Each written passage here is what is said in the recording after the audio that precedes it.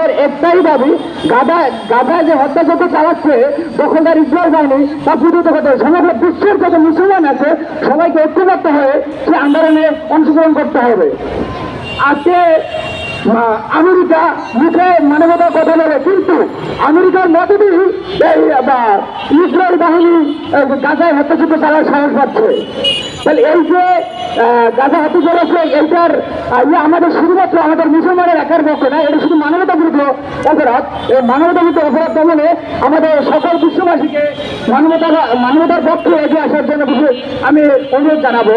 Plus হচ্ছে আমাদের গাজার পণ্য বয়কটের যে আমরা ডাক দিয়েছি, আমাদের রাষ্ট্রীয়ভাবে গাজার ইসরায়েলি পণ্য বয়কট করতে হবে আমাদের রাষ্ট্রীয়ভাবে। তো কালকে দেখে আমরা অনেকে বিক্ষোভ মিছিলে দেখলাম বিভিন্ন আমাদের দেশীয় বিভিন্ন প্রতিষ্ঠানকে হামলা করছে, ভাঙচুর করছে, লুটপাট করছে। আমি বিক্ষোভকারীদের, আমি গাজার সমর্থনকারীদের সবাইকে অনুরোধ করবো যাতে আপনারা বিক্ষোভ করেন মানবতার জন্য, কিন্তু এমন কিছু করবেন না আমাদের রাষ্ট্রীয় সম্পদ ধ্বংস করবেন না, আমাদের দেশীয় সম্পদ ধ্বংস করবেন না। মানুষের ক্ষতি এমন কোনো কর্মকাণ্ডে আমরা জড়াবো না ইনশাল্লাহ। আমরা গাজার সমর্থনে আমরা সবাই ঐক্যবদ্ধ থাকার অনুরোধ জানাচ্ছি এবং বিশ্ববাসীকে গাজার সমর্থন করার জন্য অনুরোধ জানিয়ে আমার বক্তব্য শেষ করছি। বাংলাদেশ জিন্দাবাদ।